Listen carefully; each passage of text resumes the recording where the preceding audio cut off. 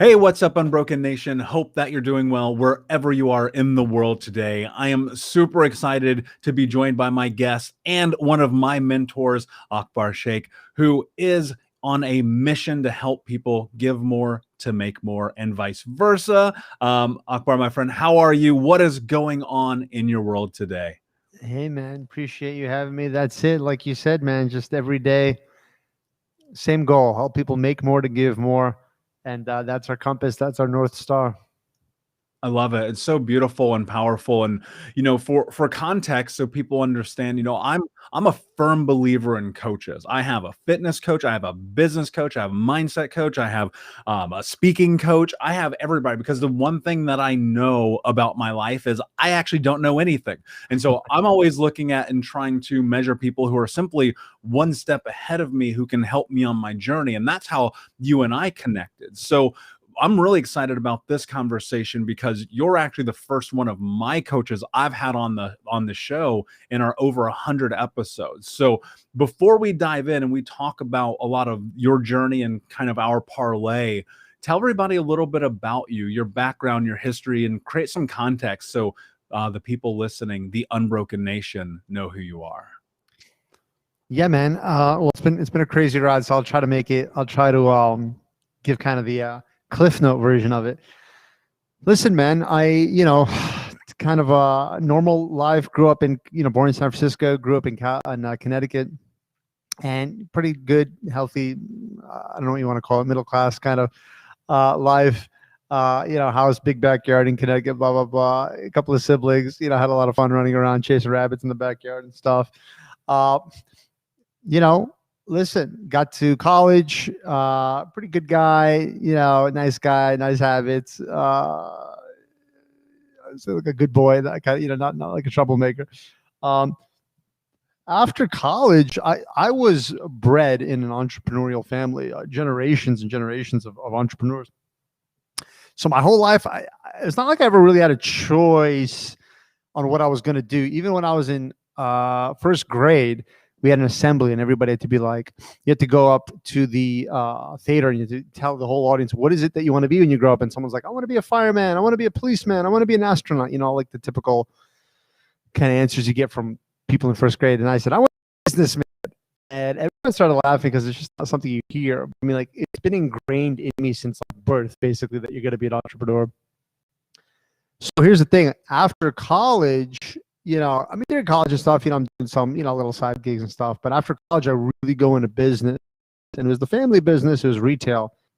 And so, like, my whole life, never thought about what I'm going to do. I just always know I'm going to go into retail and the family business. And, man, it just hit me like a ton of bricks. I just hated it. And I got in, I'm like, holy crap, I hate this. This is a nightmare. I don't want to do this at all. And I remember it's like my whole life crashed. Like, I was just like, I literally like hit a brick wall because I'm like, my whole life, I'm like, da, da, da, da, da, never thinking about like, what's my purpose in life, da, da, da. It's like, I know what I'm going to do. I'm going to be in business. I'm going to be in the family business, da, da, da, da. Wait a minute, this sucks. I hate this. And everything just started falling apart from that. Why I didn't like retail? So many reasons. I think it's like the self-made kind of like trap. Your work is never done. The customer's always right, but in reality, they never really are.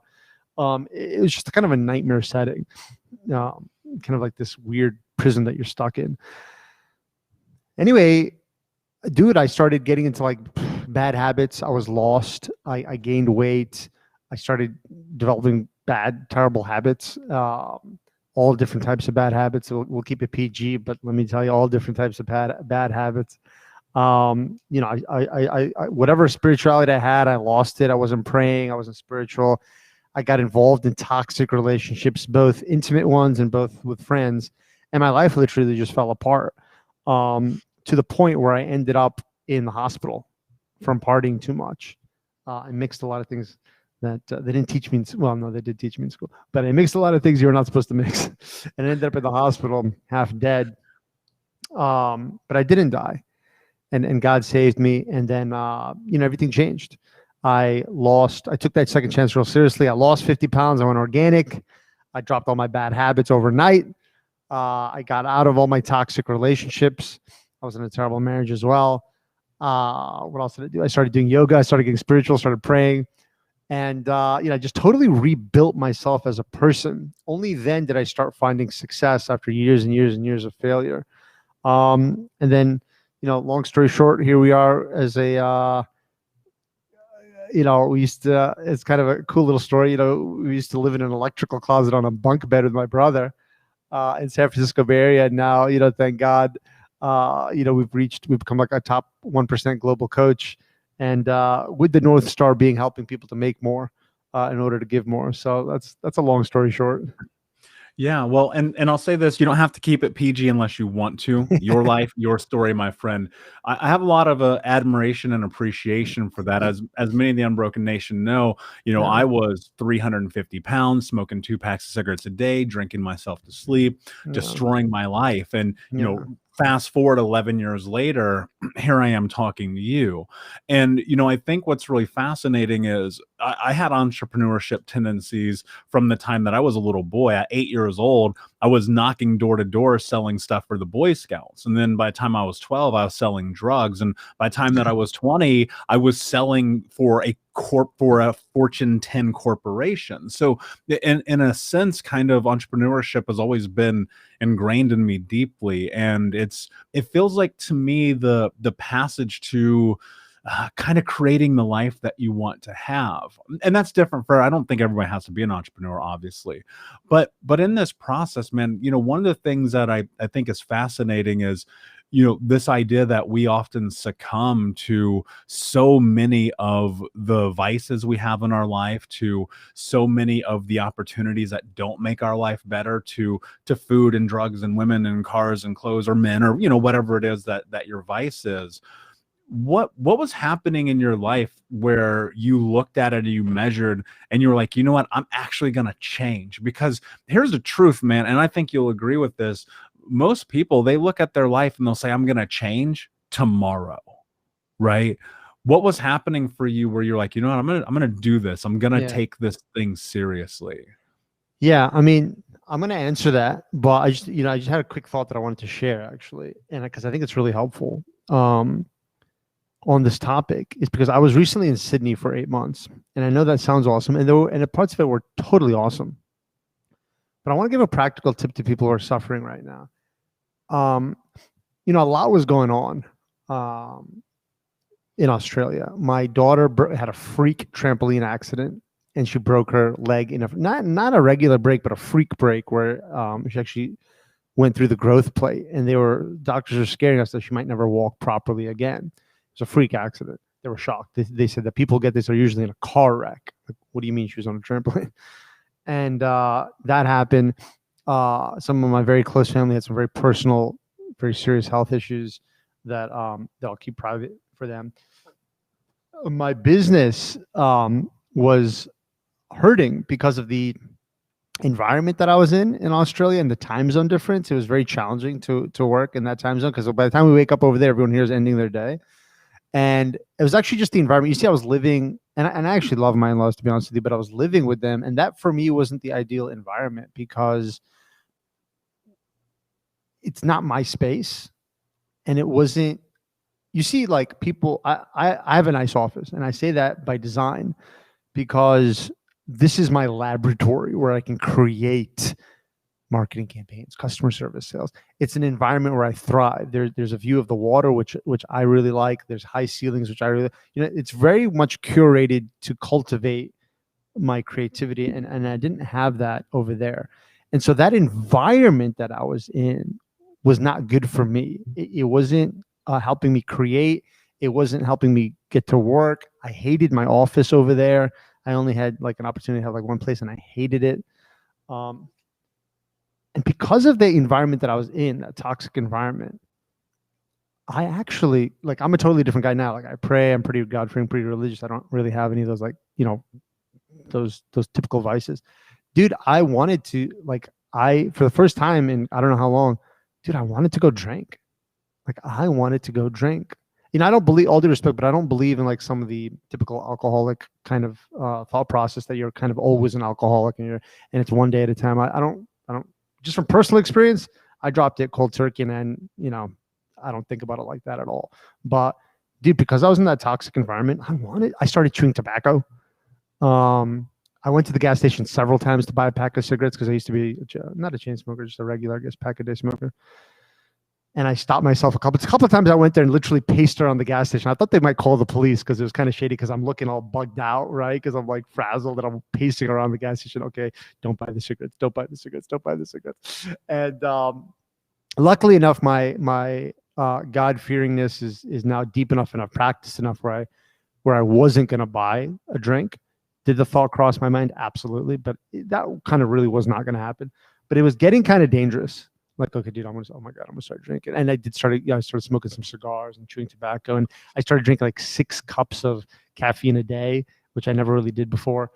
And I was just trying to escape that environment through my vices, which many years ago when I ended up in the hospital, half dead, it was the same thing. My environment sucked. I was in terrible relationships. I was in a job I hated. So a practical tip I want to give people real quick is, dude, get the hell out of your environment. If it's making you feel this way, get the F out immediately, like right away.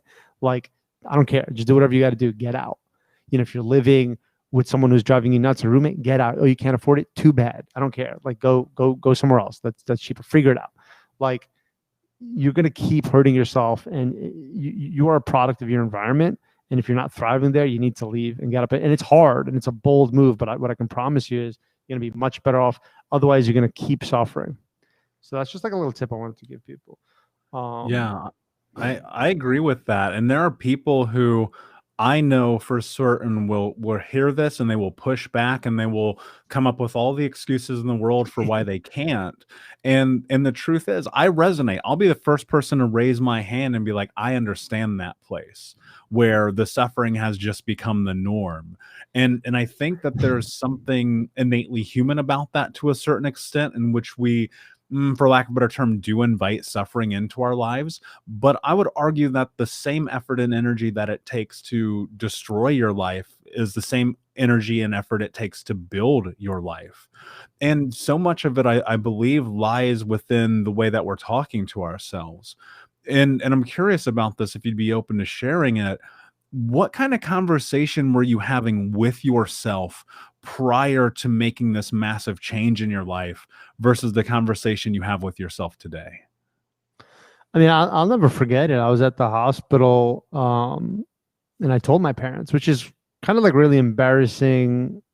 Like, I guess, I have more traditional old school kind of parents. The type where you don't even smoke a cigarette in front of them, or you don't even talk about, certain things in front of them, very traditional old school kind of parents. I'm sure some people can relate to that, but I'll never forget, like, the day after my hospital, I was in the hospital, in the ER. I forget. I think I pulled up my arm or something. I showed them like the injection or the IV or whatever the hell it was. And I was like, yeah, no, last night, all night, you guys don't even know you were sleeping, but I was in the ER. And I'm bugged out, and I need to make that change. Like, I can't do this anymore. And and it's like, I hate to say it because I don't know if this is helpful for people, which is why I wanted to give a practical tip about changing environment. But like, the truth with me, the honest truth is I just hit rock bottom. Like, I just hit rock bottom. I mean, half dead in a hospital. I'm just like, dude, I just took that wake up call seriously, and I feel bad because there's some people who don't. I have a very close friend. He's an alcoholic. And he fell off his bed recently and busted his head open, went to the ER. And they said, dude, you very easily could have died. Very easily could have died, but somehow you're alive. Dude's still drinking. They did not take that second chance seriously. I'm blessed to say I did, So yeah, man, that was just it with me. It's just, I was just like, that was the straw that broke the camel's back. I'm like, all right, enough is enough. That's it. Boom, cold turkey. That was my methodology. And I'm not recommending that for everybody, because for some people, I think that might be dangerous, but you definitely want to talk to a doctor or whatever. But for me, I dropped everything. Cold turkey. Funny enough, the hardest thing for me to drop actually was smoking cigarettes. That was actually the hardest. And if you just recently started smoking, if you get nothing out of this but this one thing, stop now. I'll never forget my dad, who caught me smoking when I was like, God, all these years ago. And my God, my first pack I ever bought, funny enough, was like a Newport. My dad caught that and he's like, because my dad used to smoke. Like, don't do this. Don't do this. Like, stop now. And I'm like, yeah, no, I just started like a week ago. I can probably stop. And I wish I listened, but I didn't stop. And I smoked for over a decade. And dude, I still hella miss it to this day. Like, I wish I was smoking right now. Like, that's that one thing. Those mother effers. Like, there's a memo, by the way, from the cigarette companies. They don't actually sell cigarettes. They sell nicotine. Cigarettes is simply a carrying case for their product. Their product is actually nicotine. They can't give you like a handful of nicotine. They have to case it in something. So they just case it in a cigarette. But it's that substance that honestly, I feel like it stays with you for life. Like I would love to smoke right now, but it's just, you can't. It's just terrible for you, right? Anyway, the one thing I wanted to tell you is that if you just started smoking, if anyone's listening, trust me when I tell you, the best piece of advice I could give you: stop. Don't stop now, like right now before it's too late, because you'll be effed for life. It stays with you forever. Yeah, I'm gonna parlay with you on that one as someone who did smoke for a long time. In my experience, anyway. I apologize. Yeah, no, you're here for your experience, and I agree with you. As a 2-pack a day former smoker, man, there are these moments where I'm just sitting, I'm like writing a book, or I'm here on the podcast or whatever, and I'm like, man, I want one. But here's what I want to tie into this that I really want to hit home: how much of the actions that you choose in your life are about what you think.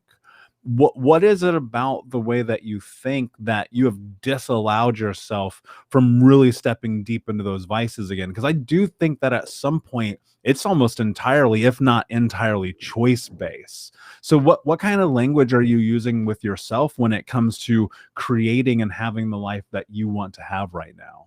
Yeah, it's exactly that. What's fascinating to me right now is like there's this whole NFT and crypto craze out there, right? And I think there's a lot of toxicity. I think social media is a great tool and everything, but I think it's really toxic as well, in the sense that everyone opens up their Facebook right now, at least entrepreneurial people.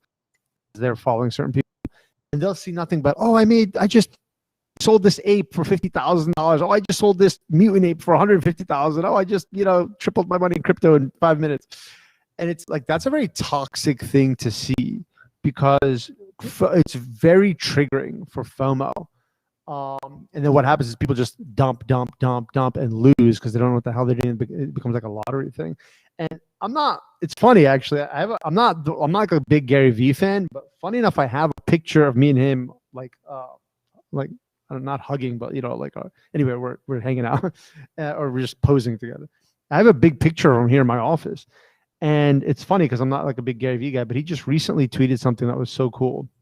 And he was like, dude, I spent months researching NFTs and hundreds of hours researching before I bought a single one. Not like everyone else. They see something, oh, I made 50,000 flipping an ape. Boom. 5 minutes later, they're on OpenSea trying to buy an NFT, right? And I think it is 100% a choice. Like, do you want to be successful in NFTs? That's a choice. You want to be a lottery dude and just gamble? Like, that's a choice too. Go ahead. But do you really want to win at it? It's a choice. And the choice is take your time, forget the FOMO, study the marketplace, research, spend hours and hours and hours doing it. And then you will crush it if you are dedicated to the craft, not the lottery side of it. Everything's a choice, dude. Check it out. Me and you lost a bunch of weight. I lost 60 pounds. Watch this. There's a cheeseburger in front of me. It's a choice. Am I eating it or not? You understand what I'm saying? If I eat it, I'm going to stay fat. If I don't eat it, I'm going to start losing weight. That's one of my favorite things about life, is that success is truly a choice. Yesterday, I have a choice. Do I want to just go on the boat all day and not work? I can. Or do I want to work really focused on my business and grow it? It's a choice. It's all just a choice. I made the wrong choices for many, many years. What I will say, as far as a helpful tip for those of you who are making maybe the wrong choices, is I think it's helpful. I think two things are very helpful. I think having the right person in your life is very helpful. A significant other. I think that's really, really helpful. Someone to keep, because that's your best friend, or supposed to be, in my opinion, or at least one of your best friends. And they know you the best, probably, because they live with you. And they will help guide you. At least in my life, when I was around toxic people, when I was with bums, I was a bum. And when I was with, higher quality people, like, dude, when I was hanging out with the wrong people, I was broke, completely broke. getting the government, I got to the point where the government was paying, like helping me pay my rent. And now that I'm married to an incredible woman, like I said, and I don't mean to like say this in a cheesy way, but we feel like the top 1% of our field. And I'm not trying to like be cheesy about it, but I'm just trying to like illustrate how important it is to have the right people in your life. And of course, that same goes with the coaches. In other words, your environment, right? Again, it goes back to your environment.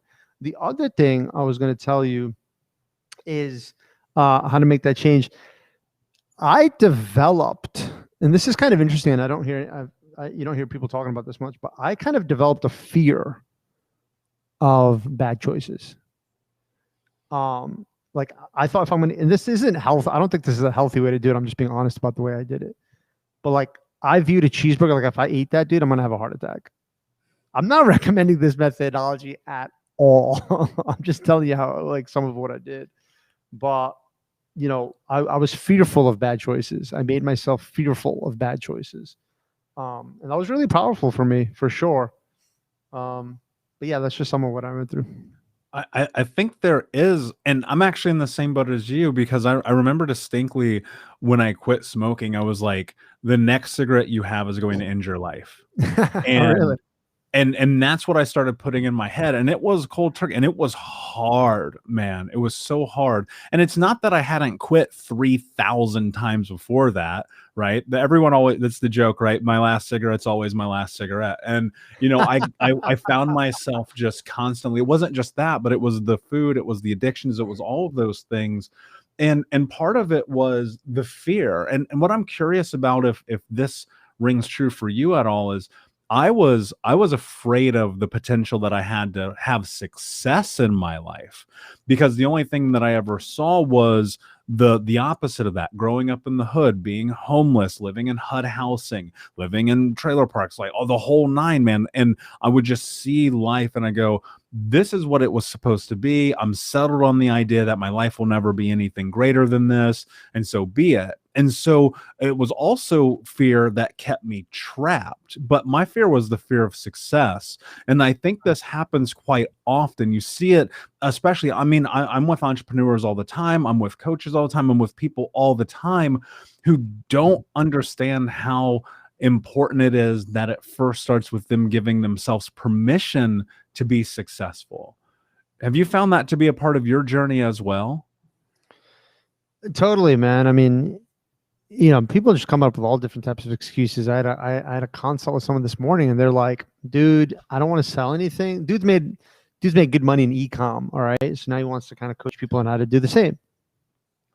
And I'm like, "Why aren't you selling anybody?" He goes, "Dude, I don't want to sell anybody because, dude, I will not be able to stand it if somebody buys something from me and they don't get any results." And I'm like, "Bro, what? Like, with all due respect, like what world are you living on, bro? Like, what are you talking about? Like, it's, if you really sit down and think about it, it's insanity." And I'm going to take this deeper in a minute, but what I told him was like, dude, when the first like business conference I ever went to, internet marketing conference I ever went to, I had no money. I put it on a credit card. I flew to London. I had no money to buy the ticket either. And my whole family was like, dude, what the hell are you doing? You don't have any money. What the hell are you doing going to London for like some internet marketing conference? I'll never forget what the dude told me. He said, it was a 2-day event. He said, some of you are going to listen to this, what I'm going to teach you today. You're going to think it's nonsense, and you're not even going to show up tomorrow. Some of you are going to try some of the things I'm teaching you. You're going to try a little bit. You're going to give up. And you're going to say, it's not for me. It's garbage. It's maybe even a scam. No, this is silly. I'm out of here. Some of you are going to take this information and you're going to make millions with it. And I remember saying at that time, that's going to be me. And crazy enough, it did end up happening to be me. But it's so true. And I love that analogy because I love that pie. You take any pie piece of a population, and that's what it is. You're going to have some people, most people, it's just like buying up. I'll give you a perfect analogy. It's like a gym. Your local gym that can only hold capacity of 200 people, they have sold 2,000 memberships. If all 2,000 people were to come, they don't even have any room for them because they know the algorithm is that the vast majority of people are not even going to show up. They're not even going to show up. So that's what I was trying to tell him in his mindset. You know what I'm saying?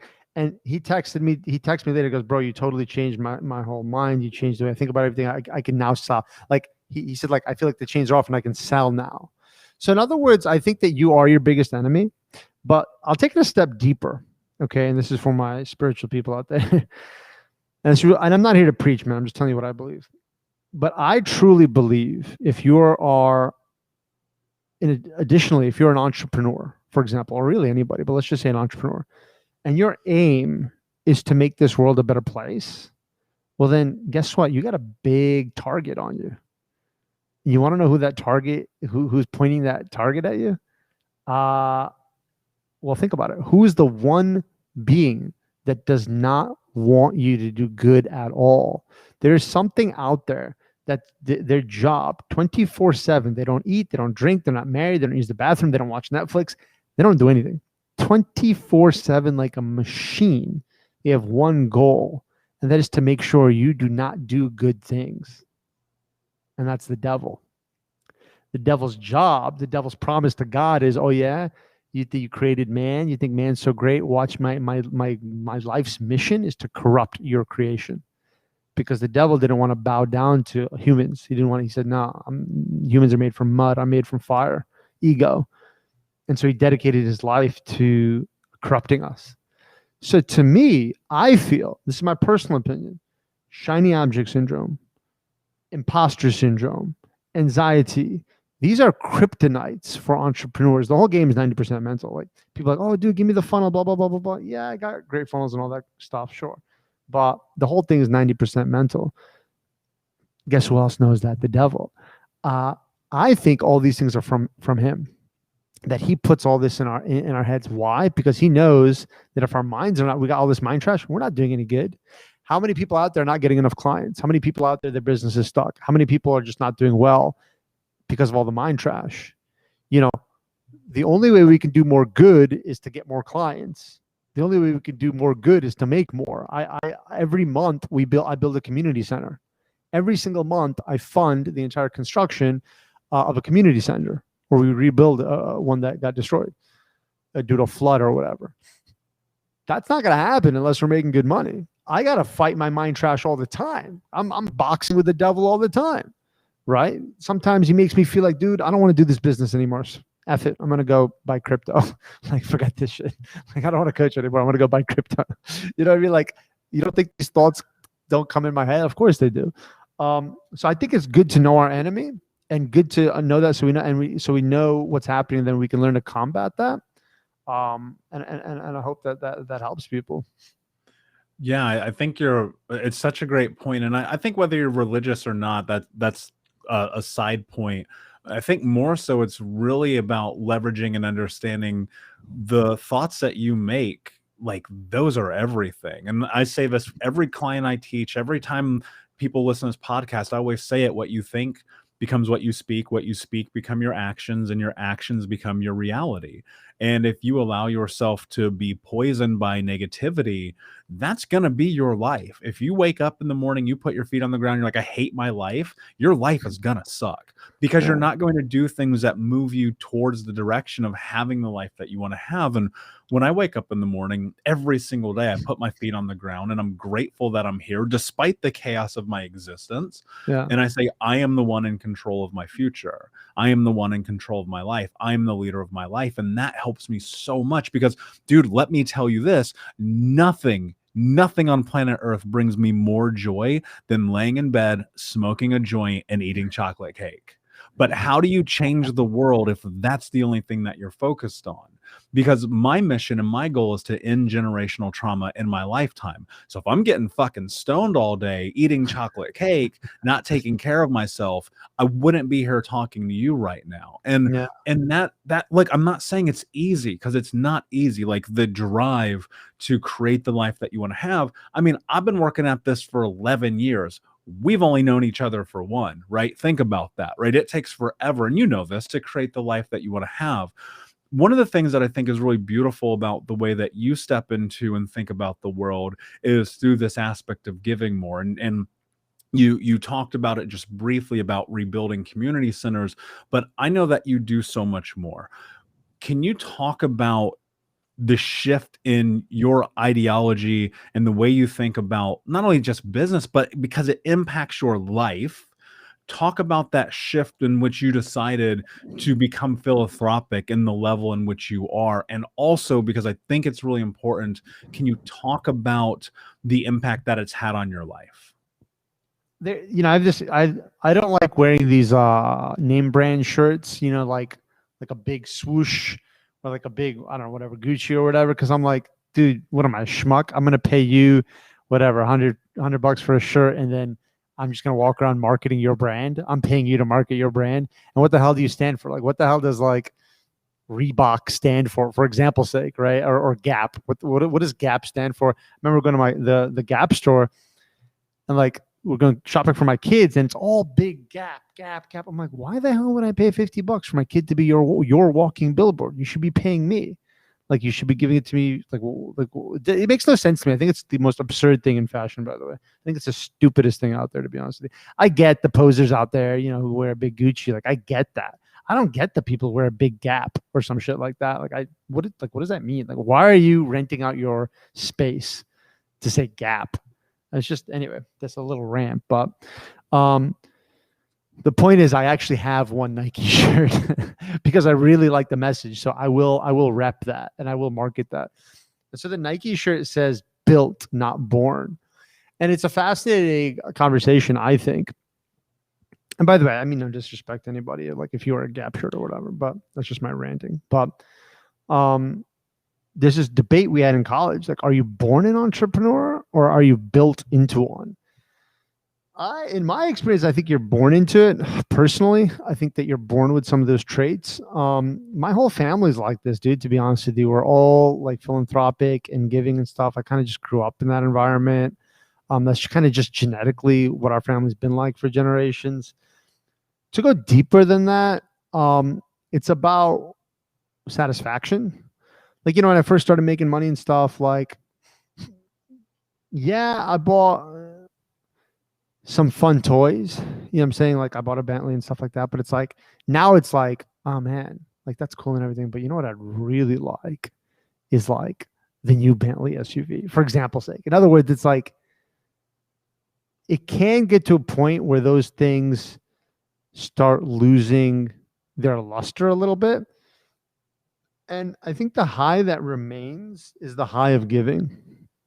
Do you know what I mean?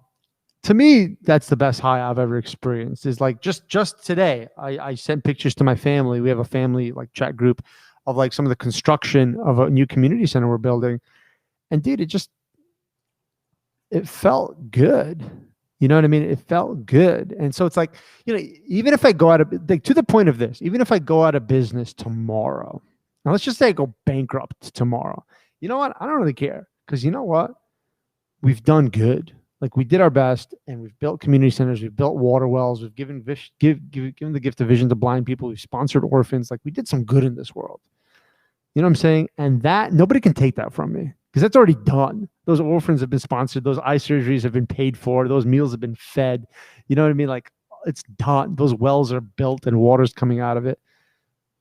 And, so it's like, feels good. Going back to the North Star statement, like, what's our purpose in this life? To me, it's real black and white. Our purpose in this life is to do good. Like, again, I'll go back to religion. And again, I'm not preaching. I'm just telling you what I believe in. But I do believe in heaven and hell. And I believe that if you do good, you go to heaven, and you do bad, you're going to go to hell. So the point of this game, it's like 100 years. Call it 100 years, even though it's not. But let's just say you're on this planet for 100 years. Well, and heaven or hell is a billion years. It's actually not a billion years. It's like a trillion years. It's not even a trillion years. It's like 100 million, quadrillion. It's infinity, right? But let's just say, just to illustrate, let's just say it's 100 trillion. So this life is 100 years. Heaven or hell is 100 trillion years. And where you spend that 100 trillion years is based on how you spend this 100 years. You know what I'm saying? Simple math. I'm just like, well, shoot, man, I got to do as much good as humanly possible. That's the name of the game. The name of the game is just it's like a video game, kind of. I mean, I gotta be Super Mario. I gotta go collecting as many coins as freaking possible. You understand what I'm saying? My mission every day is keep collecting coins. Bing, bing, bing, bing, bing. Flower, fireball, more coins. Boom, boom, boom. You know what I'm saying? So that North Star helps a lot. I think that really helps a lot. You know what I mean? Why do you think, and I agree, I'll say this, and this is just from my own personal side. When I'm able to make impact and pay for something for someone, to bring a benefit to someone's family, whether they're here stateside or anywhere in the world, and whether it's building a well or doing anything, a lot of things that you've done as well, there's joy that I get in that. Because I come from nothing, dude. I literally at 8 years old, the water company came and turned our water off. We were that impoverished. I've been so poor that I had to borrow money to pay my rent. I've been so poor, I've had to steal food to survive. I've been poor and impoverished and homeless in ways that most people can never fathom. And for a long time, my only driver in life was money.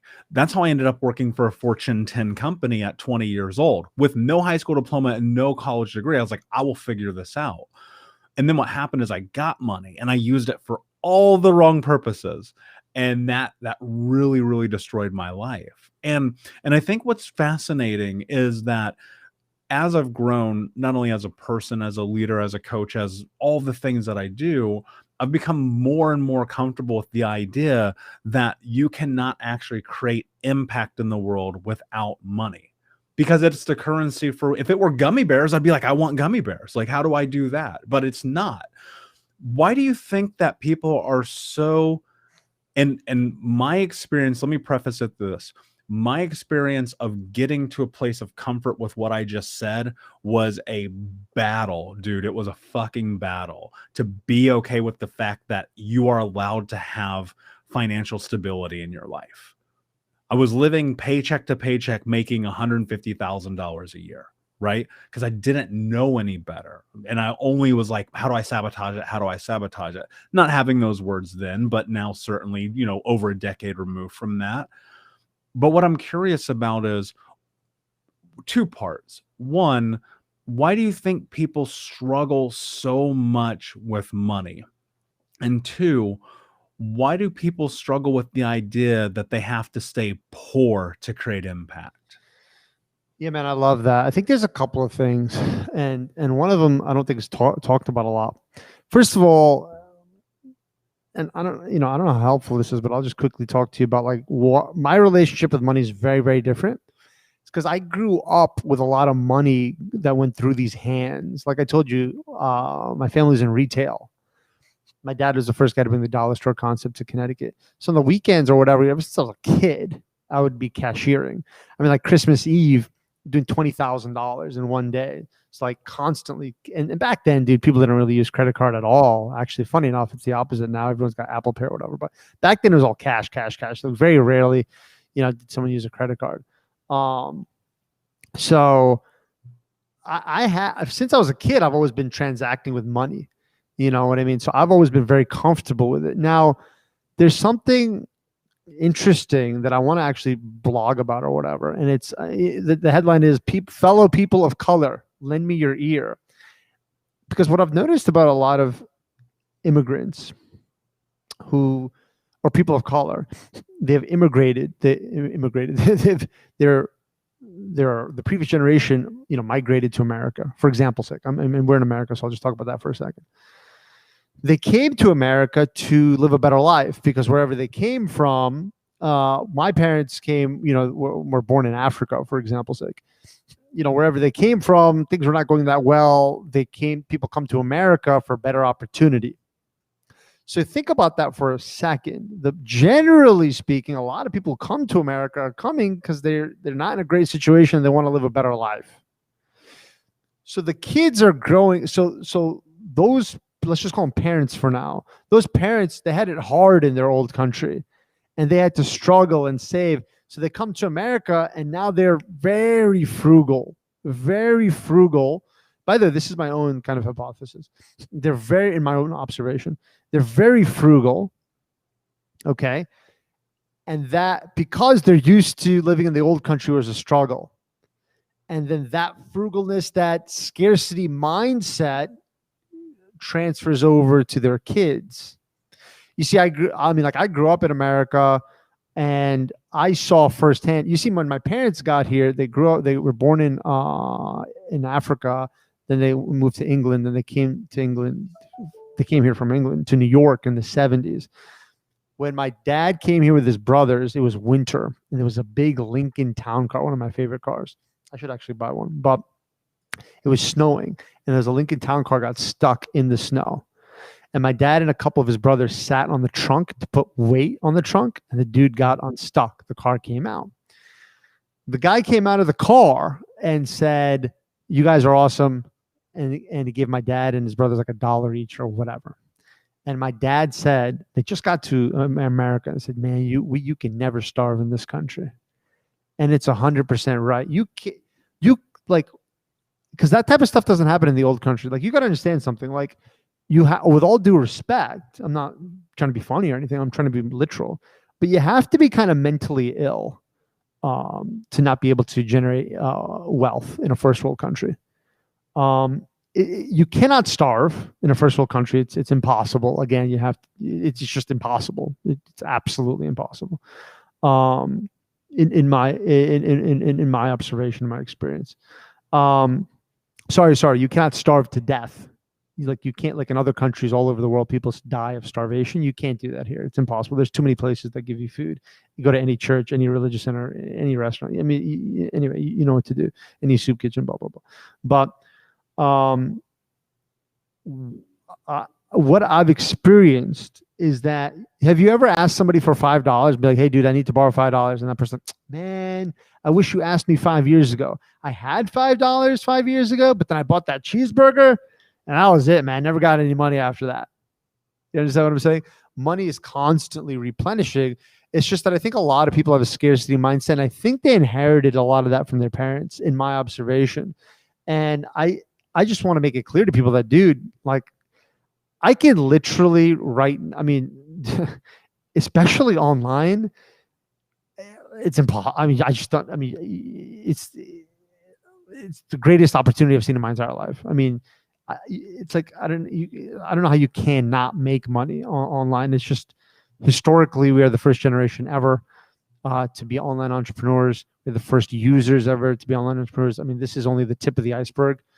And it's impossible not to crush it. And a lot of people, then you have the problem of people saying, "Okay, awesome. I want in. But then they come into that lottery ticket mentality. They come into that lottery. They don't understand that it's a real business. You see, the first business transaction ever was, I don't know, 77,000 years ago, something like that, where they were trading volcanic glass off the coast of Fiji. And then they got into marketplaces, tents, bazaars. Then the trains and ships were invented. They started doing business that way.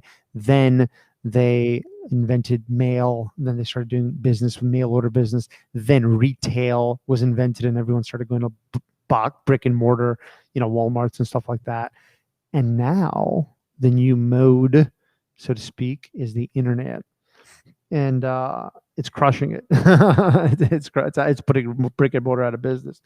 And so it's just, it's impossible not to make wealth off of it if you're dedicated to it and you treat it like what it is, and that's an actual business, not a lottery ticket. So that's some of my thoughts on money mindset. It is a kind of a pet peeve of mine. I feel so bad when I see it, because I'm like, damn. I personally know some people. I'm like, yeah, and I look at their parents. I'm just like, yeah, dude. Their parents had it really rough, and they always had this scarcity mindset. And they just transfer that over to their kids, and that really saddens me when I see that. Yeah, I'm right there with you. I look at it, and I'm by no stretch of the imagination rich, and I don't pretend that I am, and I won't be for many, many years. I understand that. It is a process.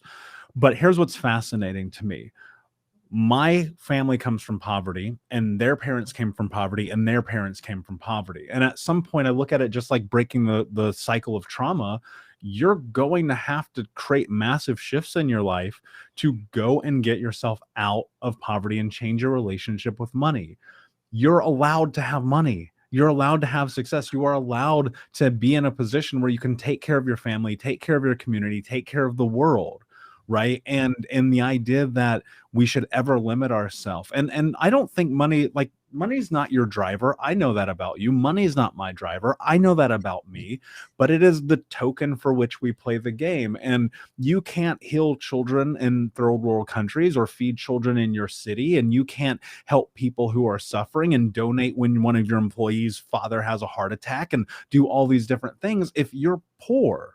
And it's a hard truth to face. And I think that there's a lot of money trauma in society. And my hope is that through conversations like this, people at least take something from that and think differently about how it is that they can create massive change in their life.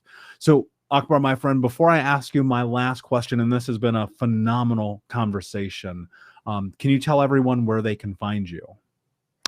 Yeah, man. I have one website, which is myname.com, a name that nobody can spell or pronounce, but it's AKBARSHEIKH.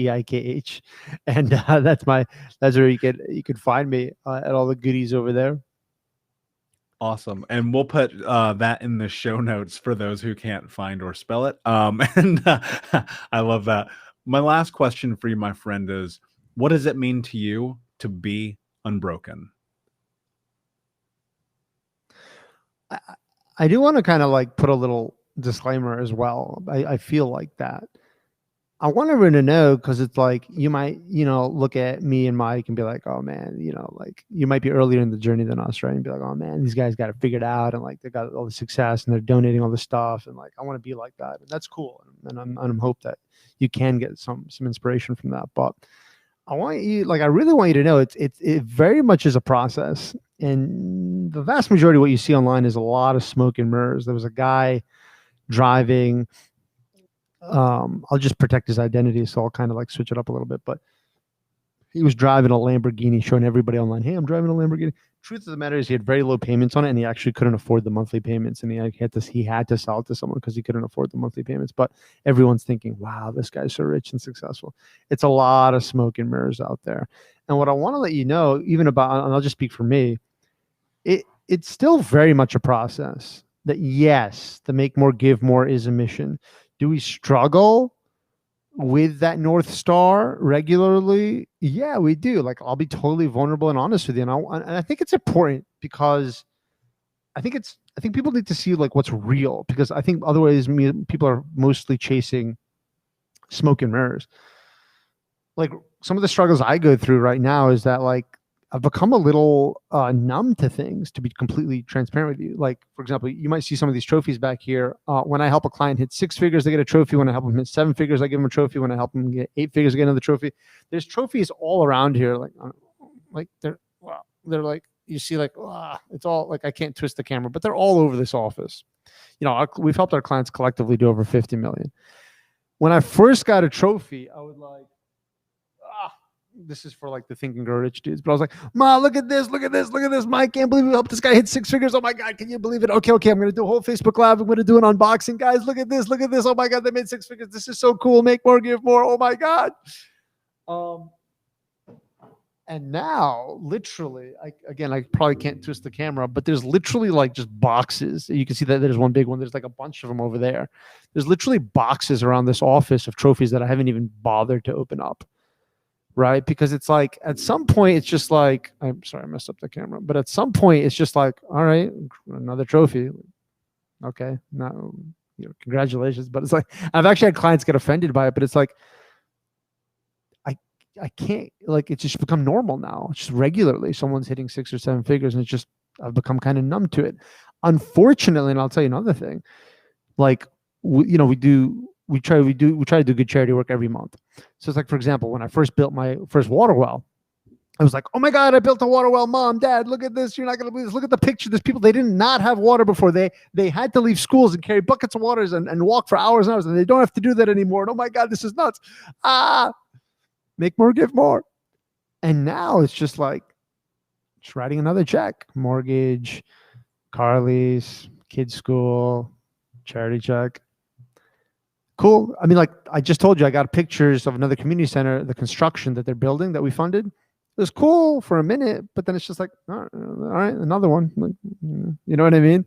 So it is a process Like, don't think that anyone's really got it figured out and they're crushing and they're super happy. It's all like, that's just all shit that they want to show you so you buy something off of them, right? It's all mostly nonsense.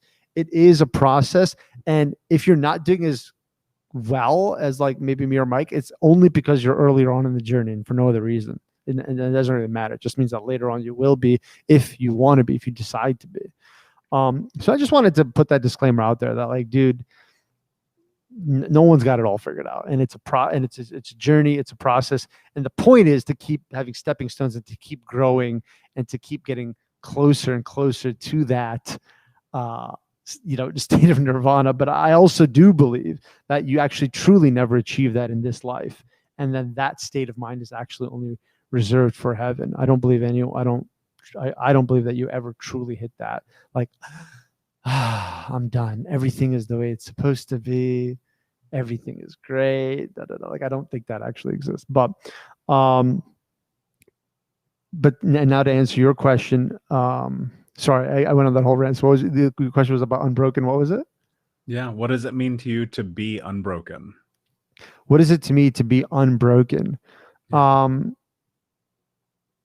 Well, the first thing that just came to my mind is that, I trip big on you as a person. I think that you were consisted of our physical self, our mental self, our spiritual self, and our relationship self. It's pretty interesting. I think relationships are highly misunderstood and highly underleveraged and really underrated. If you think about it for a second, if you take a look at most of the major monotheistic religions out there, they have banned all the outlets. Yeah, no, don't drink, don't smoke, don't gamble, don't womanize, don't go clubbing, don't gamble. All these things, all the major monotheistic religions have banned all these things. Christianity, Catholicism, Islam, Judaism. You're not allowed to do any of this stuff, right? So then, well, dude, what outlet do I have? Like, according to, like, God, what outlet do we have? Truly, it's community. It's people.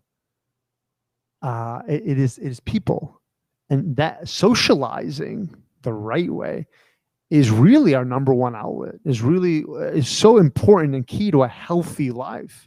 Having good, healthy relationships.